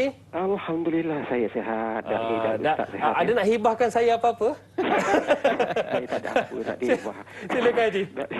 Jadi soalan saya begini Ustaz. Assalamualaikum Ustaz dan Dai. Waalaikumsalam. Ya, jadi soalan saya begini Ustaz. Saya ada itulah nak tanya sikit mengenai kemiskinan sikitlah, terbuku jugalah, lama dah nak tanya tapi Ustaz lama tak ada di siaran ini. Jadi soalan saya begini Ustaz, ini kisah benar ya Ustaz ya. Ada seorang jutawan lah, ni hartawan. Dia ni yang makan di pinggan, minum di cawan, buat kata Sudin ya. Jadi beliau ni ada harta banyak lah, tapi beliau tak ada anak. Anaknya lah ada seorang, itu anak angkat, bukan anak kandung. Jadi apabila dia nak mewasiatkan, dalam Islam memang anak angkat memang sedia maklum lah, kita sedia maklum Ustaz, dia tak ada hak ke atas harta peninggalan. Jadi soalan saya Ustaz, bagaimanakah cara kalau dia nak beri juga kepada anak angkat ni, kerana ialah anak dia boleh dari kecil walaupun bukan anak kandung, tapi ada ke cara-cara yang betul mengikut lunas-lunas agama kita, mengikut undang-undang Islam yang disyariatkan oleh Islam untuk mewarisi harta anak angkat ini, untuk mewarisi harta kedua orang tua dia, walaupun dalam apa yang dikatakan faraid memang tak ada lah saya rasa, pasal dah dia bukan anak kandung, dia tak ada hak. Jadi bagaimana cara kalau ada cara-cara yang lain untuk dia memberikan harta pusat peninggalannya kepada anak angkat ini? Itu soalan saya Ustaz dan Dai. Terima kasih banyak Ustaz dan Dai. Assalamualaikum. Waalaikumsalam warahmatullahi wabarakatuh. Belum sempat nak tanya Haji Omar ni, peristiwa ni berlaku kat mana? Di Felda Cini Timur Pekan Pahang ke apa? Di tempatnya. Felda kaya ni. Allahu akbar. Okey Ustaz, ini satu situasi dari banyak situasi yang ini juga mungkin berlaku. Jutawan ataupun hartawan tak ada anak, hanya ada anak angkat. Kemudian macam mana cara kaedah Haji Omar tanyakan tadi nak berikan juga harta tu? Jadi pada dasarnya anak angkat, anak tiri, anak susuan, ibu angkat, bapa angkat, apa lagi yang diangkat-angkat ni kan. Jadi pada dasarnya kalau salah satu meninggal, sama ada ayah angkat tadi meninggal ataupun anak angkat tadi meninggal, so mereka ni tidak ada saling mewarisi. Tidak ada ya. Sebab segi hukum faraid memang tak ada kan. Anak angkat, anak tiri, anak susuan kan. Jadi ramai orang confuse kan. Mungkin anak angkat dia faham, anak tiri dia faham situasi dia. Tapi ada yang dalam masyarakat kita ni dia tak faham situasi anak susuan. Anak susuan ni hanya sekadar untuk melepaskan aurat dan wuduk. Kan? Tu nak kena faham. Jadi dia ingat lepas tu hukumnya tidak termasuk harta. Lepas tu hukumnya dia tak boleh berkahwin kan, dengan adik-beradik susu tadi tu. Jadi kalau mak susuan meninggal ataupun ayah yang isterinya disusu tu kan, orang sebut ayah susu pula kan. Jadi pada dasarnya kalau dia untuk meninggal, memang anak susuan tadi tak dapat apa-apa, dan anak susuan kalau meninggal pula mak dia tak dapat apa, mak susuan tadi itulah kan. Jadi yang ni kita nak kena faham. Tapi cara dia macam mana? Bukan tak ada kaedah dalam Islam. Nak bagi bahagian dekat anak susuan ke, nak bagi bahagian dekat anak tiri ke, anak angkat, ada. Kaedah pertamanya berwasiat tadi tu. Sebab wasiat ni, wasiat beri harta pusaka, pada dasarnya tak boleh beri, tak boleh buat kecuali bersetuju. Katalah macam tadilah kan. Katalah kisah 3 Abdul tadi tu, ada satu PA, ada satulah anak perempuan contoh. Ada baru katalah contoh kan. Jadi tiba-tiba Ismail Ulam Diraja kata, saya ayah berwasiat 1/2 daripada harta ayah bagi kepada PA dulu. Lepas tu lebihnya barulah kamu 3 beradik kongsi. Kan? Jadi wasiat tadi tu, wasiat bagi harta tadi tu, kalau semua waris setuju, cukup syarat, baru boleh proceed lah. Maknanya 1/2 bagi dekat anak perempuan, 1/2 lagi, yang 3 anak lagi kongsi. Memanglah yang nak dapat tu setuju. Ya. Betul tak? Dan aku dapat bahkan bapak aku ada 10 juta, 5 juta dapat kat aku, lepas tu 5 juta kau kongsi 3. Confirm lah. Jadi tapi adik-beradik lelaki setuju tak? Kan? Setuju tak? Redha tak? Jadi kalau tak setuju, pada dasarnya wasiat tadi tidak boleh dilaksanakan. Tidak boleh dilaksanakan. Sebab tu Islam dah ada kaedah dah, kan? Boleh dah ada berwasiat lah. faraid, kan? Jadi maknanya sekarang ni kan, macam untuk anak angkat, anak tiri, anak susuan, dasar nombor 1, kalau si ayah angkat, ibu angkat tadi tu nak bagi harta kepada anak ni, kaedahnya dengan berwasiat. 1/3 daripada harta ayah, dan ayah berikan kepada anak angkat, anak tiri tadi contoh, kan. Tapi sekarang ni situasi tadi tu mungkin anak angkat tu seorang, sama ada lelaki atau perempuan, kan. Jadi kalau sebut 1/3, 2/3 lagi macam mana, kan? Dia pergi kat mana pula? Takutnya dia pergi kat adik-beradik ni, kan. Adik-beradik ni kan, adik-beradik dah tunggu nak ngap ni. Oi, sebab adik abang aku ni kaya ni, dia pula tak ada anak, kan. Anak angkat memang tak dapat bahagian faraid, akulah adik-beradik tu, kan. Jadi adik-beradik pun dah standby. Tiba-tiba apa yang dilakukan oleh si hartawan tadi, dia hibahkan keseluruh harta dia tadi tu kepada anak angkat. Tak boleh kan, Ustaz? Boleh. Boleh? Boleh. Oh. Tapi dihibahkan. Kena buat proper lah. Maknanya kena buat betul-betul lah. Sama ada terus transfer, pindah milik kepada si anak angkat tadi tu, ataupun buat dokumen dan hibah amanah ke macam mana dan sebagainya. Boleh, pada dasarnya boleh. Kan? Jadi tapi benda tu kena buat kaedah betul. Dan kaedah yang betul. Ikutlah, kan. Maksudnya jadi, hibah lah itu, ya. Hibah. Jadi wasiat 1/3 je. Tapi hibah ni boleh 100%. Baik. Boleh, kan? Cumanya macam tadilah kena tengok juga situasi-situasi tertentu, kan. Saya ada satu kes, macam kes tadi ni, dia nak dapatkan panduan. Sebab anak tu dia boleh daripada kecil, kan, tapi bukan anak kandung dia, kan. Dia nak bankan binti, kan. Mungkin ada separuh orang dia nak selamatkan situasi tadi supaya si anak angkat tadi tu dapat harta, dia bankan atau binti, kan. Jadi bila dah dibankan, binti, kan, memang confirm macam anak betul lah. Kan? Tapi kalau adik-beradik si mati ni pula, dia tahu ceritanya, dia boleh fight ke mahkamah bahawa anak ni bukan anak betul. Dah jadi cerita 69. Berlaku ada. Jadi bila adik-beradik si mati ni mengesahkan bahawa ini adalah anak angkat, so akhirnya kes tu, kan, apa jadi, kan? Semua harta-harta si Polan ni pergi kepada adik-beradik. So anak angkat tu tak dapat apa, kan? Sebab tu dalam Islam pun kaedah bintikan anak angkat ni pun tak wajar. Memang ada larangan dia, kan. Cumanya macam tadi tu, sayangnya dia kepada anak angkat yang dibeli dari kecil tu, cara dia nak beri semua harta tu dengan cara dia menghibahkan harta tadi kepada si anak. So maknanya bila dia meninggal, sama ada hibah tadi tu mungkin sebahagian dia dah bagi masa hidup, dan sebahagian lagi anak angkat tu akan ambil masa dah meninggal dunia. Okey, Ustaz. Saya suka dapat ilmu baru ni. InsyaAllah banyak lagi ilmu kita akan dapat selepas ini, dan perbincangan akan disambung selepas ini, Ustaz. Kita nak rehat seketika. Jadi teringin pula nak ada mak ayah angkat. Kejap lagi Ustaz, kita akan sambung, ya, perbincangan kita. Baiklah kepada anda semua, nantikan selepas ini Tanyalah Ustaz, biar tahu jangan keliru.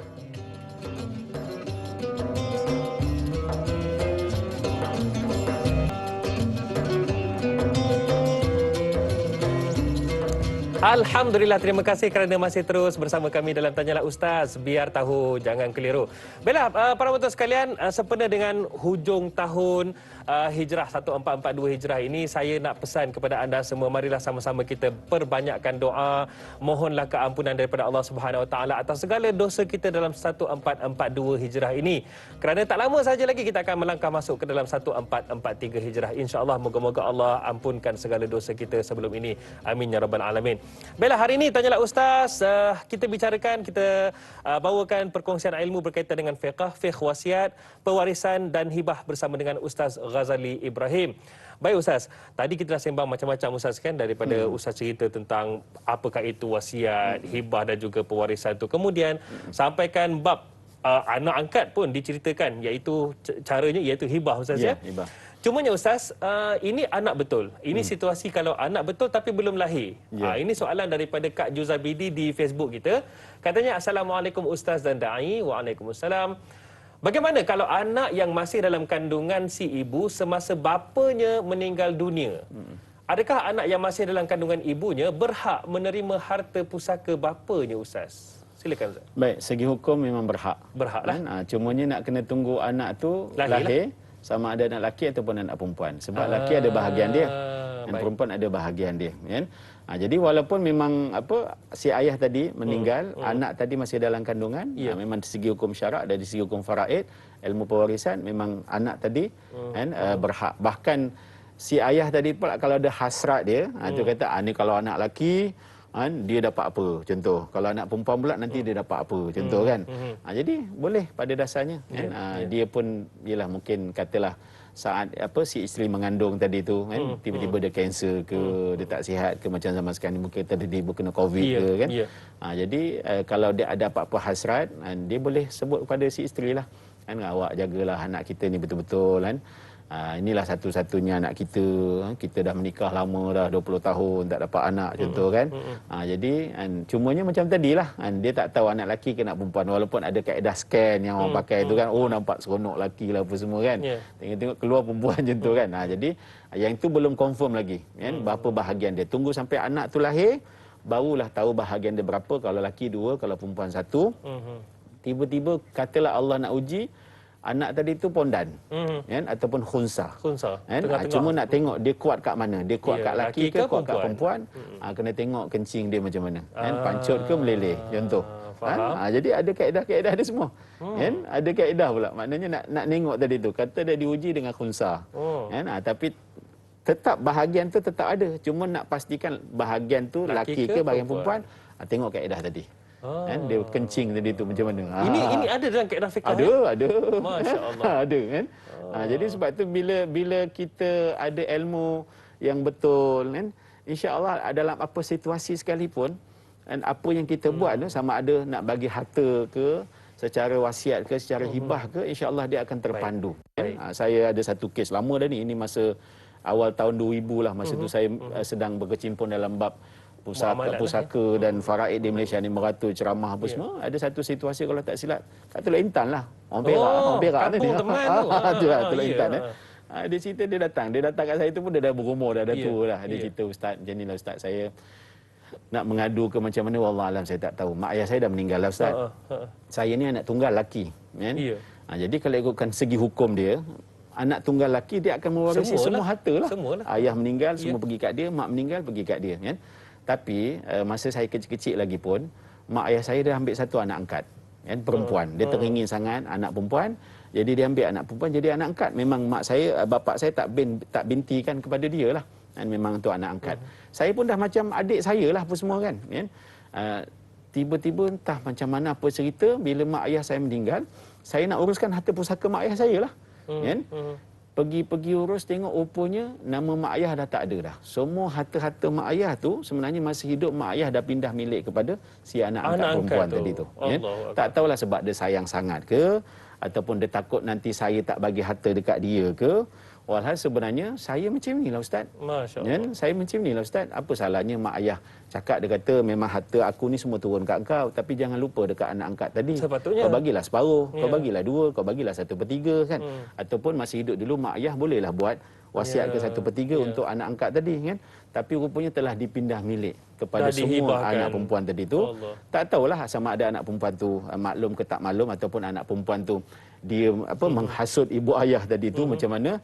Itulah saya serahkan kepada Allah kan Ustaz. Yelah saya kata saya pun tak boleh buat apa-apa. Sebab di segi hukum dia, di segi hukumnya hibah dia tadi tu adalah sah. Sebab telah dipindah milik. Dah pergi pejabat pusaka, pejabat tanah, tukar nama dan sebagainya. Jadi segi undang-undang adalah sah. Dan di segi hukum syarak pun sebenarnya sah. Sebab hibah ni boleh 100%. Kan? 100% boleh bagi kepada siapa. Dia hadiah lah kan. Cumanya nak dapatkan kepastian jawapan, nanti awak tanyalah dekat Padang Mahsyar. Betul tak? Sebaik-baik mahkamah. Sebaik-baiklah. Kenapa ayah buat macam ni? Kenapa mak buat macam ni? Saya tak jujur ke? Saya tak amanah ke? Saya zalim ke? Kan? Yang itu urusan tu saya tak boleh nak tolong. So dalam situasi macam ini, sepatutnya macam tadilah, bila kita ada ilmu faraid, kita tahu hukum dan sebagainya, kita takkan sewajar-wajarnya. Sebab anak lelaki itu adalah waris yang tunggal yang kuat. Saya mewakili para penonton Ustaz. Mungkin apa yang Ustaz ceritakan ni, saya nak bertanyakan soalan rentetan daripada kisah tu. Adakah si anak yang anak betul tu boleh menuntut harta tu daripada si anak angkat tu? Pada dasarnya sebab dia dah dipindah milik. Kalau masih belum dipindah milik, mungkin dia boleh bawa ke mahkamah lah. Tapi telah dipindah milik, nak buat macam mana? Takkan nak tiba bergaduh ke berantakan sana sini, walhal yang semua dibuat tadi adalah sah di segi undang-undang. Baik. Telah pindah milik itu antaranya. Itu dia, kena pastikan betul-betul ya, para penonton sekalian. Baik, Mak Etun tanyakan soalan juga di Facebook kita ni. Assalamualaikum Da'i dan Ustaz. Waalaikumsalam. Semoga dalam lindungan dan juga rahmat Allah. Amin ya rabbal alamin. Katanya, kalau seseorang yang tinggal di negara yang minoriti Islam, ni dari sudut pelaksanaannya pula Ustaz. Ya. Bagaimana nak pastikan bahawa harta waris dibahagikan sesuai dengan hukum Islam? Bolehkah hibah dilakukan hanya dengan rakaman suara ataupun rakaman video? Itu soalan keduanya. Silakan Ustaz. Ini cerita tentang bila kita tinggal di negara yang Minoriti Islam ataupun negara yang bukan Islam, dia orang ni memang telah mengamalkan konsep wills. Dan wills ni maknanya hibah. Maknanya wasiat. Kan? Jadi dia orang ni memang dah terbiasa dah. Yang orang bukan Islam ni dia terbiasa dengan wasiat dah. Dia dalam wasiat tu dia akan tulis rumah bagi kat siapa, duit bagi kat siapa, kereta bagi kat siapa, bagi kat kucing dia ke, bagi kat anjing dia ke kan. Jadi bila meninggal nanti dia meninggal, dia punya wasiat tadi tu terus pergi ke mahkamah, dia akan endorse kan. So dapat pengesahan daripada mahkamah. So akhirnya harta tadi tu dia agihkan teruslah. Dia tak ada apa-apa isu. Sebab tu orang bukan Islam bila siapa-siapa meninggal, dia orang risau, nama aku ada tak dalam wasiat tu? Nama aku ada tak dalam wasiat tu? Kan? Maknanya kalau tak ada dapat bahagian. Kan? Lepas tu berapa pula? Kalau ada dalam tu berapa pula aku punya bahagian? Itu yang bergaduh. Michael Jackson masa meninggal, semua warga-warga dia standby. Kan? Ada tak nama aku sebagainya? Sebab ialah harta dia berjuta kan. Jadi kalau pelaksanaan di negara yang bukan Islam, dia orang dah terbiasa dengan konsep tu. Jadi kita ni orang Islam yang duduk dekat negara tu, yang memang tertakluk pada dia punya urusan-urusan pun, jadi pada dasarnya bolehlah kan, membahagi ayah ibu nak bagikan harta pada anak-anak ikut hibah, kan, ikut hibah sebab sana punya sistem dah mudah dah. Engkau ada wasiat kan, engkau ada wasiat, contoh ada wills tadi tu, bawa ke mahkamah, endorse, jalan. So kita yang duduk kat negara tadi tu pada dasarnya memang boleh buat hibah. Kan? Dengan syarat ikut dia punya perundangan sana lah. Kita buatlah. So untuk anak lelaki dapat apa, anak perempuan dapat apa kan. Sudahlah. Itu jangan cerita lebih-lebih pula untuk kucing, untuk anjing, untuk apa semua kan. Lepas tu dengan syarat walaupun kita duduk dekat negara yang bukan Islam, jadi jangan kita pula buat ikut orang bukan Islam. Sebab orang bukan Islam ni boleh cakap, okey duit saya bagi dekat kelab malam ni, duit saya bagi dekat gereja ni kan. Jadi tak boleh lah. Cerita orang Islam macam mana pun ikut dia punya rukun dan syarat. Cumanya apa peluang yang kebaikan yang dah ada dalam negara tersebut, katalah orang negara sana memang dah melaksanakan sistem wasiat, apa benda yang kamu tulis ni dia akan endorse, jalan, lagi mudah. Boleh. Cuma kita berkonsepkan konsep hibah tadi. Soalan yang kedua tu Ustaz, berkaitan dengan bolehkah hibah menggunakan sidang video secara video WhatsApp mungkin?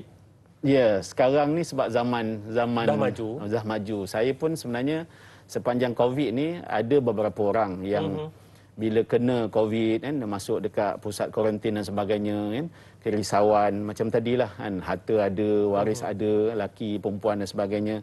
Macam tadilah kan, nak buat dokumen-dokumen tak sempat, tak boleh kan. Walaupun sekarang ni macam-macam cara kaedah ada.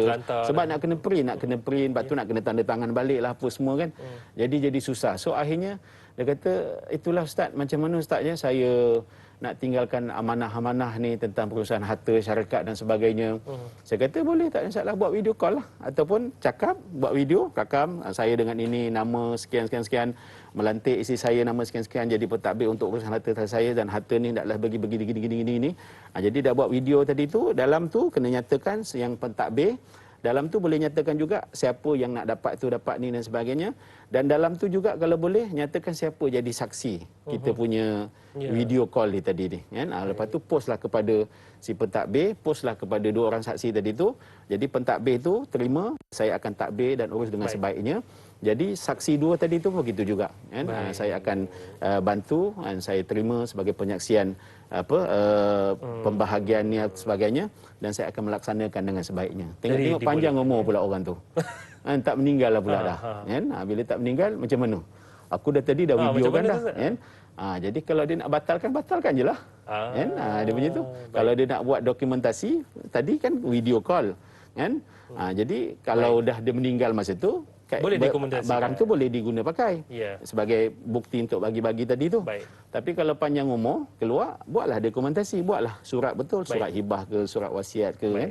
Jadi mungkin Allah bagi peluang dipanjangkan umur tadi itu sebab dalam masyarakat yang kita macam-macam cerita ni, kadang kita tak pasti apa kebaikan-kebaikan, manfaat yang Allah akan beri pada kita bila mana kita memikirkan sesuatu. Ada orang yang bila terlentang, dia tiba-tiba fikir nak bersedekah sana, bersedekah sini, panjang umur dia. Kan? Ada orang yang sehat apa semua ni, kaya, tak fikir apa-apa, mati pula contoh. Kan? Jadi hikmah dia hanya Allah yang Maha mengetahui. Itu dia. Sebenarnya bila kita dengar kisah-kisah macam ni, kena timbulkan keinsafan pada diri kita. Bila lagi kita nak menjadikan bekalan untuk kita ke sana. Allahu Akbar. Baiklah, Ustaz, kita akan sambung perbincangan kita. Boleh. Sekejap saja lagi. Kita akan tutup di TV3 para penonton sekalian dan akan ada sambungannya di TV9 selepas ini. Jadi jangan ke mana-mana. Terus bersama kami dalam Tanyalah Ustaz. Biar tahu, jangan keliru.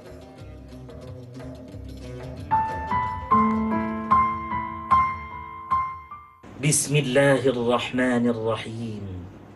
Allahumma inna na'udzu bika minal barasi wal jununi wal judhami wa min sayyi'il asqam.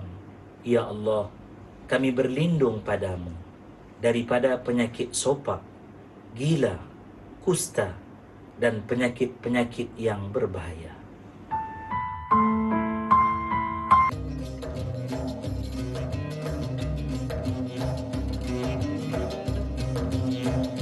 Alhamdulillah, kembali bersama kami dalam Tanyalah Ustaz, biar tahu jangan keliru, dan saya Da'i Hadari masih lagi bersama dengan anda, insya-Allah sampai ke penghujung siaran nanti. Tanyalah Ustaz, biar tahu jangan keliru hari ini Rabu 4 Ogos 2021, 25 Zulhijjah 1442 Hijrah. Kita bicarakan tentang fiqh, wasiat, pewarisan dan hibah bersama dengan Al-Fadhil Ustaz Ghazali Ibrahim. Baiklah para penonton sekalian, masih lagi dialu-alukan untuk anda tanyakan soalan. Caranya macam mana? Boleh hubungi kami di talian 1-800-881677 ataupun boleh terus sahaja ke Facebook rasmi kami iaitu di Tanyalah Ustaz TV3. Boleh tinggalkan soalan anda di ruangan komen dan juga boleh kongsikan juga secara langsung Tanyalah Ustaz pagi ini di sana, insya-Allah. Baiklah Ustaz, kita bicarakan tentang topik yang besar sebenarnya kalau kita nak bincang Ustaz ya. Tak cukup 2 jam pagi ni Ustaz ya kalau nak bincang tu. DS Son kata di Facebook ni, katanya Assalamualaikum. Waalaikumsalam Ustaz dan Da'i. Katanya harta peninggalan arwah bapa tidak dibahagikan sehingga sekarang kepada kami adik-beradik. Si pemegang amanah pula dah pun meninggal dunia. Tapi anak-anaknya pula mengambil kuasa sedangkan kami masih lagi hidup. Macam mana Ustaz? Ni orang cenor ni. Cenor ni. Kami ni orang cenor. Macam mana tu Ustaz? Orang yang anak kepada si pengambil pengalih. Jadi pada dasarnya ialah bila cerita pasal harta pusaka ni, cerita pasal harta pusaka sama ada pemilik harta ataupun penama yang diberi nama tu pentadbir wasi tu, pada dasarnya bila mana berlaku kematian ni, Nabi pun ada sebut hendaklah segera apa? Segera berikan, tak segera kata orang mandikan jenazah, kan, kafankan jenazah, solatkan jenazah, kebumikan jenazah. Lepas tu yang kelima, harta pusakanya hendaklah segera diselesaikan. Jadi kalau si hamba Allah yang jadi penama tadi tu, pentadbir tu, yang jadi wasi tu, dia dah tahu dah pemilik harta tu meninggal, kan? Contohlah kalau suami isteri lah, katalah macam suami ni kebiasaannya apa-apa harta pun dia akan letak isteri sebagai penama. Contoh kita ada sepi, isteri penama, tabung haji isteri penama, ambil takaful pun isteri penama, kalau ada koperasi pun isteri diletakkan sebagai penama. Lepas tu macam contoh untuk urusan-urusan rumah, tanah, kereta dan sebagainya pun isteri lah sebagai pentadbir nanti, kan. Itu selalunya orang lelaki lah, kan. Saya survey kebanyakan macam tu, dia tak nak pening kepala lah, aku mati nanti isteri urus lah, kan. Dia nak beli gelang ke apa tu hal dia lah, tapi dia jaga anak dah okey dah, bagus dah. Tapi orang perempuan belum tentu pula dia bawa nama suami dia. Betul. Kan? Betul. Tak tahu kenapa, kan? Tak tahu kenapa, kan? Bila saya tanya kenapa, apa barang Ustaz bawa nama suami, kan? Nanti saya meninggal dia pergi ambil, dia pergi kahwin lagi. Itu cerita dia, kan? Saja tuan-tuan, kan? Dia nak saja sembang-sembang, kan? Tak ada sebenarnya, bukan macam tu, kan? Jadi sebenarnya peranan si penama tadi tu bila pemilik harta tu dah meninggal, peranan si pentadbir tu tadi tu bila pemilik harta tu dah meninggal, dia kena segera uruskanlah. Kan? Itu maksud dia kenapa dia diletak sebagai penama, dia letak sebagai pentadbir, dia letak sebagai pemegang amanah. Bukan nak pegang, kan. Kalau anak tu dah cukup umur, serahkan. Kalau ada apa harta-harta yang perlu diagih-agihkan, agihkan. Ini itu yang kadang Jangan pemegang tangguh-tangguh. jangan tangguh-tangguh. Sekarang ni kebanyakan pemegang amanah macam tadilah. Oh, dia pegang amanah. Betul. Tapi disimpan. Budak-budak ni, anak saudara ni contohlah, dia nak sekolah, nak makan. So macam mana? Dah cukup-cukup umur pula, apa masalahnya? Serahkannya lah, tukarlah. So pergi ke mana-mana tukar, pergi mana tukar, dah habis cerita kan. Ya, ya. So akhirnya bila ditangguh, dalam tempoh tangguh tu pun kita tak tahu adakah dia amanah kan ataupun tidak. Takut dalam diam-diam kan, hasil sewa, duit getah, duit sawit, duit parking kereta, dia yang makan pula. Allah. Kan? Anak-anak yang sepatutnya, anak saudara yang sepatutnya dapat, hidup merana pula. Dia pula mewah anak-anak dia contoh. Ini dah. Ini dah banyak berlaku, Ustaz? Banyak berlaku. Jadi dosa ni kan, si pemegang amanah tu kalau tak jujur tadi tu, bila dia buat macam tu, antara dosa besar yang dia dah lakukan, pertama, dia makan harta secara harta tadi harta waris secara batil. Sebab dalam harta yang dipegang tu ada bahagian isteri sana contoh. Betul. Dan ada bahagian anak-anak yang dah cukup umur. Tu mana kena serahkan tu. Itu makan harta secara batil. Kalau ada anak bawah umur tu anak yatim, dia makan harta anak yatim. Kalau yang mati tadi tu ada hutang, Itu hutang tak diselesaikan. Makan harta anak yatim. Yes. Kan? Dia nama pentadbir ni maknanya dia kena takbir elok-elok, serahkanlah. Bukan pegang kan. Tapi dalam masa yang sesemak kan, durian ni sekarang musim duriannya tak dijual dan sebagainya. Walaupun kalau dijual boleh bagi makan anak-anak yatim tadi tu contoh kan. Jadi ini situasi dia. So dalam hal yang sekarang ni apa yang dah berlaku ni, si pemegang amanah meninggal dunia, waris-waris dia pula menguruskan harta. Jadi kita kena tengoklah. Adakah si waris tadi tu menguruskan harta bahagian yang pegang amanah ataupun bahagian si mati tadi tu. Itu kita nak kena faham juga dalam situasi ni. Sebab pada dasarnya waris yang berhak macam mana pun tetap berhak. Dia pun boleh failkan sikit, dia boleh tuntut. Sebenarnya boleh tuntut juga. Dia boleh tuntut walaupun harta tadi tu telah diletak nama sebagai pentadbir. Cuma nak kena tengok tadi tu. Kalau dalam geran-geran tanah tadi tu kan, si nama dekat geran tanah tu nama pentadbir ataupun nama hak milik. Baik. Kalau telah dipindah milik kepada pentadbir tadi tu, tapi dalam arti kata ditulis dekat geran tu hak milik. Sepatutnya ditulis pentadbir je. Betul. Dia boleh tulis pentadbir. Dia kena tulis pentadbir saja. Jadi kalau ditulis pentadbir, memang clear lah waris ni tak jadi masalah. Dia boleh dapat harta tadi dengan cara yang mudah. Tapi kena buat tuntutan. Tapi kalau dalam dokumen harta tu ditulis hak milik, memang dia akan berkelahi dengan waris yang belah pentadbir itu pula kan. Jadi dalam situasi macam ini memang itulah Nabi ada sebut cerita tentang harta pusaka ni yang kuncinya adalah ilmu faraid. Nabi sebut ta'allamul faraid wa 'allimuha, belajarlah ilmu faraid dan ajarkan ini kepada orang. Fa innahu nisful ilm, bila kita belajar faraid, tahu faraid ni, kita akan tahu banyak ilmu. Tapi malangnya wa huwa yunsa, inilah ilmu yang mula dilupakan, wa huwa awwalu syai'in yunza'u min ummati, dan inilah ilmu yang mula-mula dicabut daripada umatku. Jadi Nabi sebut bila dah ilmu ni kita lupakan, bila ilmu ni Allah cabut, satazharul fitan, akan berlakulah 1001 fitnah tentang harta pusaka. Baiklah. Jadi tuan-tuan puan-puan, ilmu faraid yang berada di depannya, ingat. Okey, kita ada pemanggil talian ketika ini iaitu Siti Rohani. Assalamualaikum. Waalaikumsalam warahmatullahi wabarakatuh. Ya, sihat Puan Siti Rohani? Ya, alhamdulillah sihat. Baik, mungkin ada soalan untuk ustaz kita. Ya, ada soalan. Ya, silakan. Ini memang, Assalamualaikum Ustaz dan Dai. Waalaikumsalam warahmatullahi wabarakatuh. Silakan. Saya ini bertanya sebab ini kisah benar berlaku. Ibu ayahnya telah meninggal serentak kerana akibat aksiden. Tapi dia meninggalkan banyak harta dan anak pun ramai tapi semua masih di bawah umur. Jadi macam mana caranya nak menguruskan, nak membagi-bagikan kepada anak-anak tu kerana mak ayahnya sudah meninggal. Harta banyak dan anak pun ramai. Macam mana caranya? Kepada ini tak ada wasiat, tak ada... Dia tak sempat nak buat wasiat. Memang tak sempat tak sebab ada, ya? dia muda lagi. Baik. Okay. Terima kasih Puan Siti Rohani. Assalamualaikum warahmatullahi wabarakatuh. Waalaikumsalam warahmatullahi wabarakatuh. Ini pun situasi yang banyak berlaku dan pernah berlaku. Dan pernah tular satu ketika dahulu. Jadi pencerahannya sekejap saja lagi. InsyaAllah. Tanyalah Ustaz. Biar tahu jangan keliru, kembali selepas ini.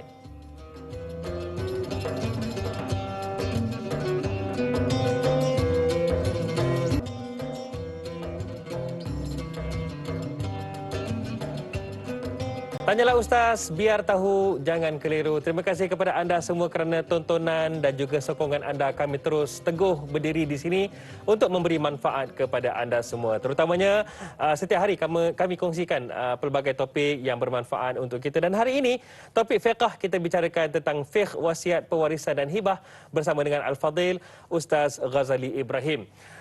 Baik Ustaz, tadi soalan daripada Puan Siti Rohani, pemanggil kita yang bertanyakan, dia memberikan satu situasi dan situasi ini pernah berlaku dan saya yakin akan berlaku dan sentiasa akan berlaku. Yalah. Iaitu peristiwa ibu ayah yang muda meninggal serentak, meninggalkan harta yang banyak, anak-anak masih bawah umur. Bagaimana nak diagihkan? Adakah kena orang biasa boleh, tak ada kena mengena sahabat-sahabat kepada ayah ibu ataupun kena waris sendiri? Silakan.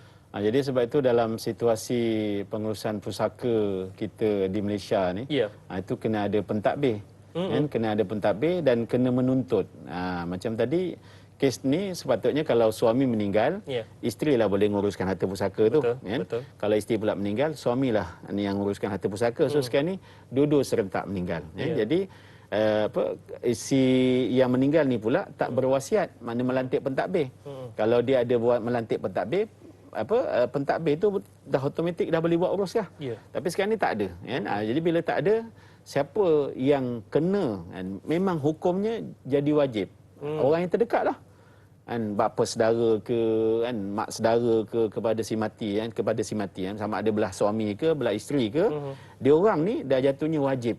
Wajib menguruskan harta pusaka si mati untuk dihagihkan kepada anak-anak yang bawah umur tadi. Menguruskan bukan ambil Ustaz ya? Bukan. Kan? Ini silap ni orang jadi kita ni. kena dia orang kena bertindak efisien lah. Jangan kata dia tak ada buat wasiat, mana boleh pandai-pandai pula. Kau sanggup ke tengok anak saudara kau tak makan? Allah. Betul kau boleh tolong, tapi sampai bila? Sampai masa duit kau habis-habis lah. Mula dia kata ini tak pasal-pasal nak kena jaga anak saudara lah apa semua kan. Elok boleh makan RM10 seorang dah jadi RM10 3 orang. Dia jadi nak buat baik tapi mengata. Lain kan? Jadi dalam situasi begini sebenarnya kena bertindak efisien. Saudara mara terdekat kan. Sebenarnya kalau ikutkan pada dasarnya saya pun boleh buat menuntut. Hadari pun boleh. Cuma macam tadilah bila kita nak berurusan orang tanya, awak siapa? Kan? Dia akan utamakan saudara yang terdekat sebab dalam hukum Islam pun macam itu juga kan. Betul. Kalau berlaku perceraian ke, suami isteri meninggal ke apa semua ke, penjaga anak-anak tu jatuh pada datuk ke, jatuh pada pak cik ke kan, yang terdekat dulu kan. Kalau ada apa-apa situasi tertentu tu, kalau dalam hukum syarak tu dia sebut fasik, dia sebut macam-macam lah kan. Jadi contoh yang ada rekod jenayah ke apa, so maknanya hak penjagaan tu boleh diserahkan kepada orang lain. So dalam situasi macam ini, dan saudara yang terdekat, dan pak cik ke, mak cik ke, abang, ipar ke sebagainya, dia kena bertindak kan, untuk apa? Untuk menguruskan harta pusaka si mati. Kan? Maknanya harta tadi tu confirm akan turun semuanya kepada anak. Cuma nak kena tengok juga kan, dalam situasi ni, kan suami isteri yang meninggal tadi tu memang dia ada anak. Kan? Anak tu kecil-kecil. Mak bapak dia orang ada tak lagi? Jadi pada dasarnya mak bapak tu ada bahagian. Kalau suami punya pusaka, kalau mak bapaknya ada lagi, mak bapaknya dapat bahagian. Isteri punya pusaka pula, kalau mak bapaknya masih ada lagi, mak bapaknya dapat bahagian. Jadi pada dasarnya, kalau yang tadi tu dia kata mak ayah tu masih muda. So mungkin bapa kepada mak ayah tadi tu ataupun datuk kepada anak-anak tadi tu rasanya pun masih muda lah, mungkin sekitar 60-an ke kan. Jadi sepatutnya dia oranglah kena mentadbir. Kan? Jangan dibiarkan benda tu terbiar begitu saja kan. Jadi ini antara perkara yang ialah dalam situasi kita berlaku. Sebab tu kenapa dalam Islam tu melantik pentadbir tu melalui wasiat. Okey, dan hadari saya lantik awak jadi pentadbir untuk uruskan harta-harta saya bila saya meninggal dunia. Ini semua dokumen-dokumen contoh kan. Jadi pada dasarnya dalam Islam melantik pentadbir kan, yang namanya wasi tadi tu melalui surat wasiat, takbir, pusaka dan sebagainya, hukumnya pada dasarnya adalah harus kan. Harus nak lantik boleh, tak lantik pun tak apa. Tapi macam tadilah mikirkan kalau aku meninggal ni anak kecil-kecil, dia dah jadi wajib. Dan sebab macam mana wajibnya kita hari ini mencari nafkah nak bagi makan anak isteri, jadi wajiblah juga memastikan kebajikan anak isteri kita juga nanti terjamin lepas kita meninggal. Jadi maknanya wajib. Dan kalau kita ada hutang pula, apa hukum bayar hutang? Wajib. Wajib. Maknanya melantik pentadbir untuk uruskan harta pusaka kita, termasuk melunaskan hutang kita adalah wajib. Kan? Soal orang tu kan, pendek umur ke panjang umur, itu bab lain. Kita lantik dia, tengok dia yang pendek umur. So kita kena lantik orang lain bab lah. Kita lantik orang lain lah, contoh dia macam tu. Kan?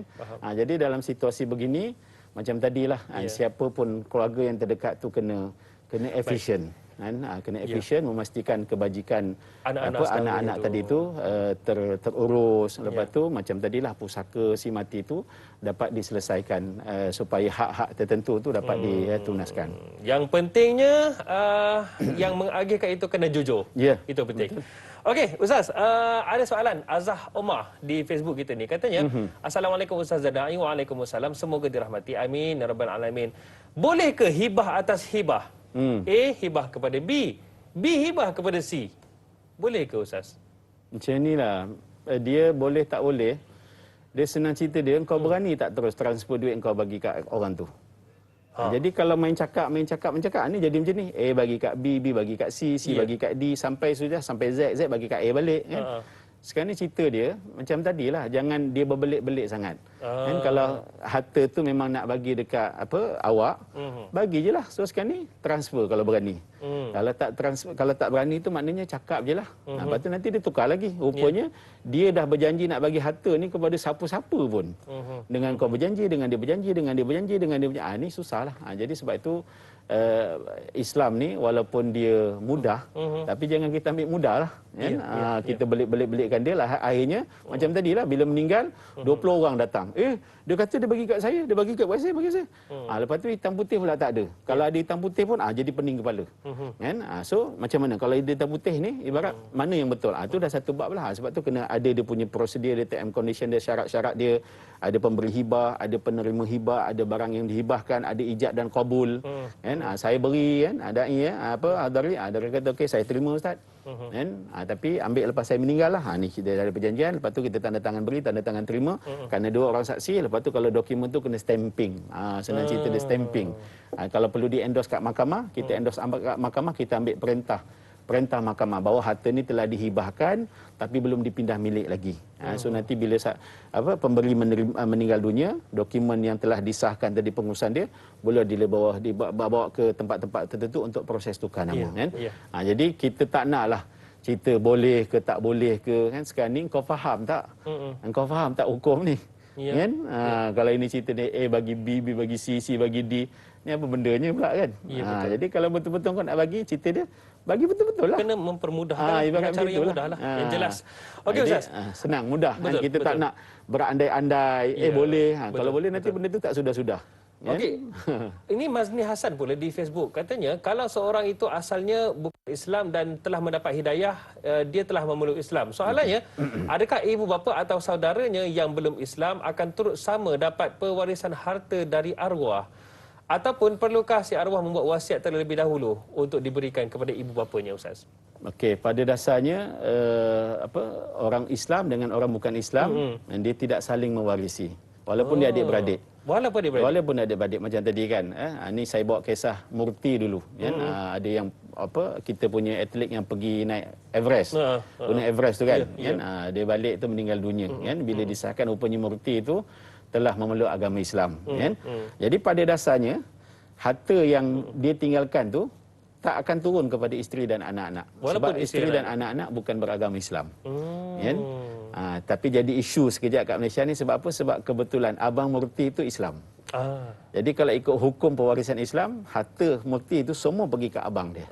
Ataupun kalau tak ada abang tu, semua harta tadi tak akan pergi ke Baitul Mal. Pada hukum dia. Sebab memang orang bukan Islam tidak boleh mewariskan harta kan, kepada orang yang Islam. Orang Islam pun tidak boleh mewariskan harta kepada orang yang bukan Islam. Tapi kalau dia nak bagi boleh. Contoh yang dah masuk Islam tadi tu, dia tahu kalau dia meninggal hartanya semua akan pergi ke Baitul Mal ataupun pergi kepada waris yang Islam. Kan? Jadi dia sayang kat mak dia, dia sayang kat ayah dia walaupun belum Islam, dia sayang kat adik-beradik dia walaupun Islam. Jadi dia boleh buat wasiat. Kan? Bagi ke mak saya macam ni, bagi kat bapak saya macam ni. Dan begitu juga mak bapak yang bukan Islam ni tadi ni, yang belum Islam, dia sayang dekat anak dia seorang ni yang dah masuk Islam. Jadi dia boleh bagi juga. Dia boleh. Tapi dengan syarat buat wasiat. Dia menyatakan dalam wasiat dia 10,000, 20,000, 10 juta bagilah kepada anak saya sekian-sekian. So nanti mahkamah bila dia meninggal, mahkamah akan endorse harta tadi itu diserahkan kepada anak dia yang Islam. Jadi boleh saling beri memberi, tapi dengan syarat tadi ada hitam putih, ada wasiat. Tapi segi hukum pewarisan memang tak turun. Kan? Walaupun adik-beradik. Walaupun adik-beradik, tapi sebab bukan agama Islam tak dapat lah. Tak boleh lah. Ini kita ambil kes kalau di Malaysia ni kes murti lah antaranya dulu kan. Tapi banyak lagi lah sebenarnya. Jadi sebenarnya dah ada panduan dalam Islam, dalam agama kita ni ada panduan, cuma kita maklum tak maklum je lah kan. InsyaAllah mudah-mudahan. Okey Ustaz, Zatul Siddiq ni ada tanyakan soalan ni yang rasanya ramai kena tahu ni. Katanya, Assalamualaikum Ustaz dan Da'i. Waalaikumsalam. Bagaimanakah hak pewarisan sekiranya suami itu mempunyai lebih dari satu isteri? Bolehkah isteri kedua tersebut menuntut pewarisan harta bagi menampung perbelanjaan bagi anak-anaknya, sedangkan perkahwinan tersebut tidak diketahui untuk pihak isteri pertama? Ini baru betul drama ni. Macam mana tu Ustaz? Aduh, kan? Ini kahwin tiba-tiba tahu ni. Dia yang musim PKP ni jadi pening kepala kan. Macam-macam Ustaz. Sebaiklah kerajaan benarkan siapa yang kahwin jarak jauh ni kan. Itu yang orang rumah saya pun risau je tengok saya pakai baju Melayu depan. Cuma berani tak berani je lah kan. Jadi pada dasarnya siapa pun isteri ke bapa pun si isteri tadi tu dia berhak kan, dia berhak mewarisi harta dan arwah suami dia kan. Walaupun tidak diketahui oleh isteri pertama. Walaupun tidak diketahui oleh isteri pertama, walaupun tidak ada dokumen perkahwinan yang sah, tapi dia kena berani menuntut lah. Bila dia nak menuntut tadi tu, dia kena buktikan lah sama ada dokumen tu, kahwin kat Siam ke, kahwin kat mana ke contoh, ataupun dia boleh bawa saksi, kan? Memang ayah saya yang nikahkan saya, contohlah. Kan? Dia kena berani. Kalau tidak, macam mana nak tuntut? Kan? Sebab semua kena ada hitam putih. Kan? Jadi kalau boleh dituntut? Yes. Kan, boleh dituntut. Jadi sebab segi hukum dia, bila mana seorang suami itu meninggal dunia, isteri dia akan dapat, kalau suami tadi itu meninggal ada anak, jadi isterinya akan dapat 1/8. Kan? Kalau tak ada anak, isteri akan dapat 1/4. Jadi 1/8 bahagian isteri itu, kalau isteri seorang, dia dapat 1/8 lah, makan seorang. Kalau dia berdua, kena bagi 2 lah, 1/16, 1/16.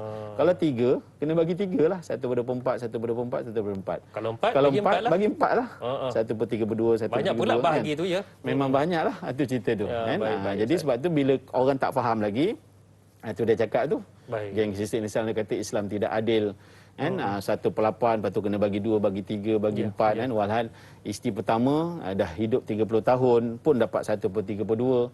Isteri keempat baru hidup 3 hari kan. Sebab pewarisan ni dia akad nikah sah saja walaupun belum dukhul kan, sah kan, suami meninggal, isteri confirm dapat bahagian. Sama juga, ataupun isteri tadi itu seronok sangat boleh menikah. Sistemnya. Memang pada hukum dia syarat dia gitu, tapi kena bagi. So untuk mengimbangkan perkara ini, itu kenapa dalam Islam ada harta sepencarian. Harta sepencarian, katalah okey kan, apa suami tadi isytiharkan 1/2 daripada harta saya adalah harta sepencarian kepada isteri pertama saya. Kan, jadi dia dapatlah 1/2. 1/2 yang baki tadi itu difaraidkan 1/8 bagi 4 orang. Okey, baik, dah faham. Jadi kalau isteri pertama kata, macam ni abang adil. Abang nikah 4 kan tak apa. Contoh. Okey, apa? Tapi Papa ini bukan, ada isteri lagi katanya. Jeng katanya. Okey Ustaz, hari ini kita sembang-sembang tentang fiqh wasiat, pewarisan dan hibah. Jadi mungkin Ustaz, apa yang Ustaz boleh terangkan, mungkin nasihatkan di hujung-hujung ini supaya kita dapat sama-sama ambil berat tentang betapa pentingnya sistem Islam ini diterapkan, terutama dalam pembahagian harta ni Ustaz, silakan. Apapun ialah kalau kita tengok dalam Quran pun Allah dah sebut fasalu ahla zikri in kuntum la ta'lamun, tanyalah kepada orang yang tahu kalau kamu tak tahu.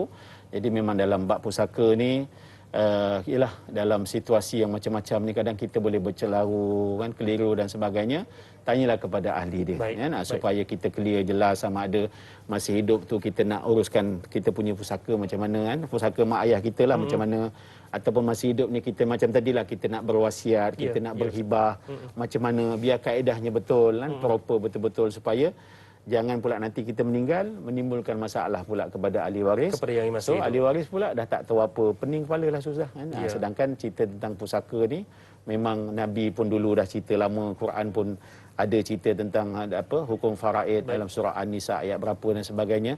Ini jadi panduan kepada kita lah. So Allah tinggalkan Quran kepada kita tu untuk sekadar dibaca, tapi sebenarnya dijadikan panduan juga, insya-Allah. Okey Ustaz, doa daripada Ustaz insya-Allah untuk Auzubillahi minasyaitonirrajim. Bismillahirrahmanirrahim. Alhamdulillahirabbil alamin wassalatu wassalamu ala asyrafil anbiya'i wal mursalin wa ala alihi washabbihi ajma'in.